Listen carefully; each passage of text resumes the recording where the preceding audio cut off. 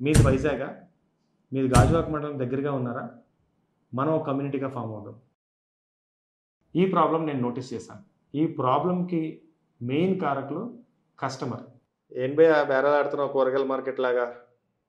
ఏ కూరగాయలు మాత్రం ఎందుకు బేరం ఆడాలి? రైతుకు గిట్టుబాటు ధర ఇచ్చి మనం ఎందుకు తక్కువ ప్రైస్కి మంచి ఫుడ్ని తీసుకోలేము?